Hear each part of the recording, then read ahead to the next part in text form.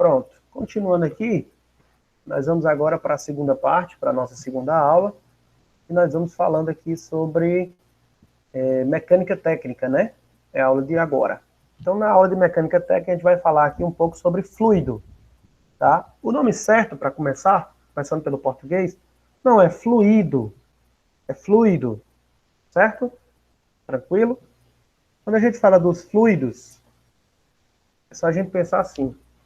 O que é um fluido? Fluido é uma coisa que está no estado líquido ou gasoso, certo? Isso aí é um fluido. Não pode estar no estado sólido, tá? Para começar, para iniciar, para início de conversa, né? Então, eu quero dizer aqui a vocês, primeiro que eu estou utilizando o slide aqui do professor Luiz Eduardo Miranda, tá? E ele é do IFCE, desculpe, do IF São Paulo, tá? Só para os direitos autorais do cidadão, né? Então, vamos lá.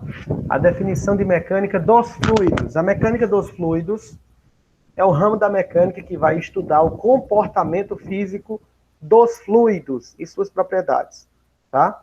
Os aspectos teóricos e práticos da mecânica dos fluidos são de fundamental importância para a solução de diversos problemas encontrados na engenharia, sendo suas principais aplicações destinadas ao estudo de escoamento de líquidos e gases.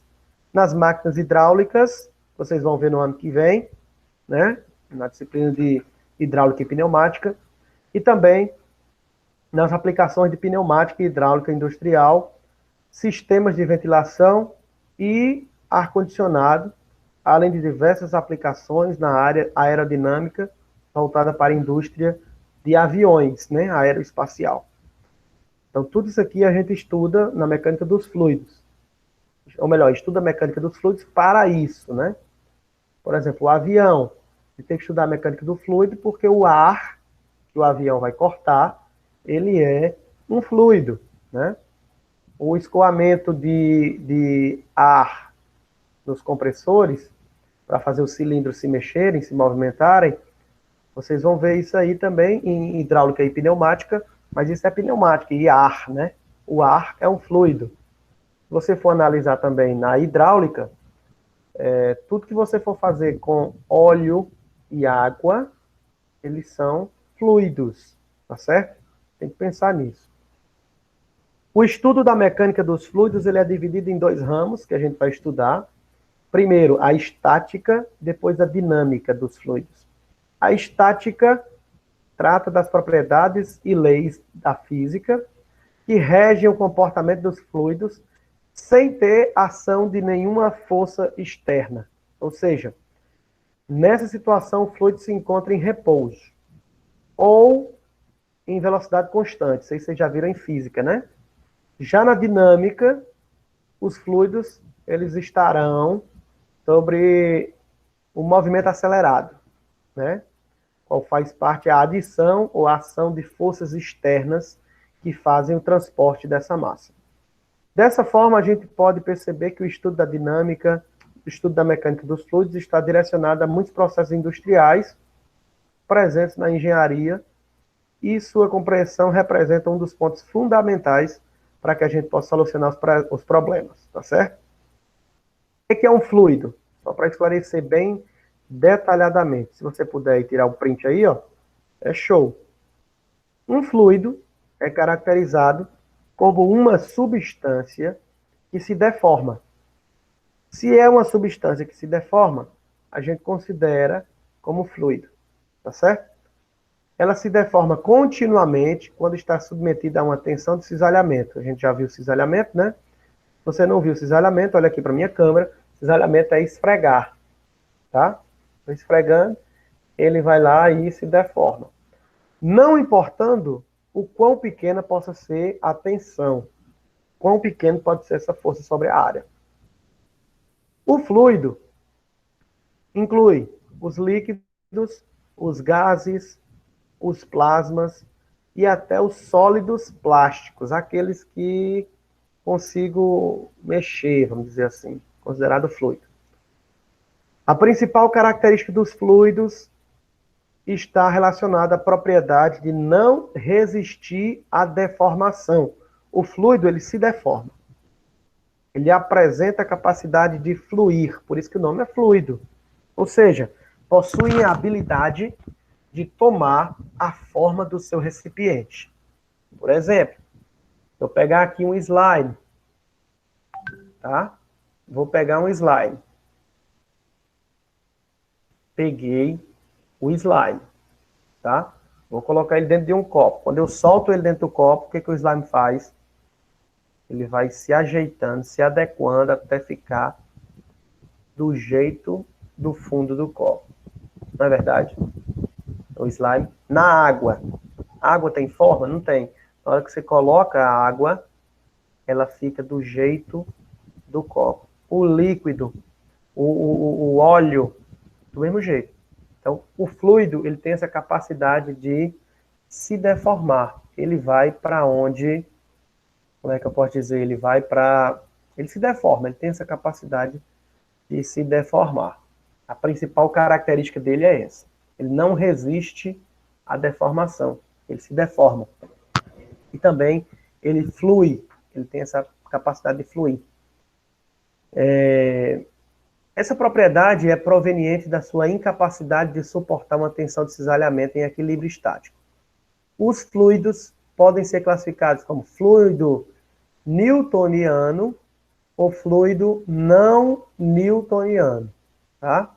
Essa classificação está associada à caracterização da tensão. Depois a gente vai estudar isso aí. A divisão dos fluidos. Olha para cá. Os fluidos também são divididos em líquidos e gases. Os líquidos, eles formam uma superfície livre, ou seja, quando estão em repouso, eles apresentam e tem uma superfície estacionária, né? Não determinada pelo recipiente. Por exemplo, se eu colocar ele no chão, ele se forma, ele fica lá, né, no chão, até onde ele for. Né? Os gases, não. Eles apresentam uma propriedade de se expandirem livremente. Se eu soltar, ele se expande, ele vai embora, né? Não vê, tá? Não forma nenhuma superfície. Vocês estão me compreendendo, né? O líquido, ele forma uma superfície, o gasoso, ele não forma superfície. A superfície livre, característica dos líquidos, é uma propriedade da presença de tensão interna. Né? Existe uma tensão no líquido que faz com que ele fique assim, né? De atração e repulsão, e essas moléculas do fluido. Bem como a relação entre as tensões internas do líquido com o fluido e o sólido que o limita. Um fluido que apresenta resistência à redução do volume próprio é denominado fluido incompressível, quando o fluido que responde com uma redução do seu volume, ele é um fluido compressível. Só para a gente entender. O que é compressível e incompressível? É aquele que tem compressível, aquele que tem a capacidade de se comprimir, de diminuir de tamanho. Entendeu? O ar, por exemplo, é um deles. Se eu pegar o ar, eu vou colocar ele, vou puxar aqui, né? E ele é comprimível, né? Tem até os compressores de ar para isso. Já os líquidos, não, eles não são comprimíveis. Nem todos, né? Tem suas variedades aí. Mas a maioria dos líquidos, eles não são comprimíveis, eles são incompressíveis, né? Então, você fazendo, por exemplo, aquele trabalho das seringas, você vai ver que na hora que eu aperto aqui, o braço mecânico sobe, porque ele é incompressível, ele não se comprime, tá certo? Pegando ali, por exemplo, uma seringa, você colocando água dentro dela, tampando o outro lado, sem agulha, claro, tampando o outro lado e apertando, com água, você não consegue, a não ser que ele saia a água lá do outro lado. Com o ar, você consegue até empurrar ele lá na frente, porque ele é compressível. Você consegue comprimir ele, certo? Aí, antes de estudar aqui, a gente vai ter que ver aqui as unidades de medida, tá? E é só para a gente clarear as ideias aqui, ó. Percebe-se muito, ó, a gente vai ver aqui as medidas do sistema internacional. no nosso dia a dia, a gente expressa muito o padrão litros, né? Ou gramas, certo? Mas no sistema internacional, a gente fala de metro, que é 100 centímetros, ou 0,01 quilômetro. É isso aí, a gente já viu. Em alguns países, a gente utiliza Fahrenheit, em vez de utilizar Celsius, né? Por isso, não existia um padrão de unidades, mas agora existe através do sistema internacional, né? Vou mostrar para vocês aqui, ó, quais são as medidas básicas aqui, as unidades básicas. O comprimento, ele é dado em metro, a massa em quilograma, o tempo é dado em segundo, tá certo?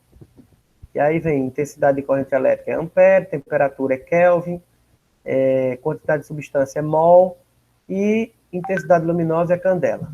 Tranquilo, né? Nada demais. Aqui é só explicando o que é o que é aqui de onde é que vem, na verdade, o metro, o quilograma, o segundo, o ampere. Eu vou mandar isso aqui para vocês, só para título de curiosidade. Tá certo? E aqui ângulo, e aqui unidades derivadas do sistema internacional. É o que? O metro quadrado, o metro cúbico. Olha, o metro cúbico, por exemplo, é dado por volume, o que a gente vai estudar no lugar do litro, né? Uma caixa d'água tem quantos metros cúbicos? Né? A gente vai fazer o cálculo. Ah, mas ela cabe quantos litros? É a mesma coisa, volume. Tá? É o que a gente vai estudar agora nessas aulas, na próxima aula principalmente, né? Velocidade, metro por segundo, aceleração, metro por segundo ao quadrado, número de ondas, velocidade angular, aceleração, tudo isso aí. Força, né, que é dada em Newton, frequência, que é dada em Hertz, pressão, que é em Pascal, Joule, que é energia, trabalho, quantidade de calor, Watt, que é a potência, Coulomb, que é a quantidade de eletricidade, ou então chamando de carga elétrica também, volts, né, que é o potencial elétrico, a força eletromotriz, o ohm, que é o ohm, resistência, farad, que é a capacitância, fluxo magnético, que é o Weber, e assim vai. Tesla, que é a indução, e Henry, que é a indutância. Certo? Aí a gente vai ver aqui depois, posteriormente, tá certo? Nada demais, é só para vocês entenderem. Eu queria que vocês anotassem não, tirassem o print aí desses prefixos do sistema internacional, que é bastante utilizado e muito importante para a gente. Ó. Por exemplo, o 10, deixa eu ver se dá para selecionar aqui, o 10 elevado à terceira é o quilo, né? Ó. 10 elevado à terceira. 10 elevado a menos 3 é o mili. 10 a 6, a menos 6 é o micro. 10 a menos 9 é o nano. 10 a menos 12 é o pico. E assim vai, a 15, a 18, a 21, a 24. Assim também como quilo, mega, giga, tera, peta, esa, zeta, iota. E assim vai, tá certo? Tiraram o print aí já? Tirem o print desses prefixos do sistema internacional. É bastante importante. E aí eu queria que vocês tirassem esse print também aqui da tabela de conversão de unidades. 1 centímetro equivale a 0,01 metro, desculpa.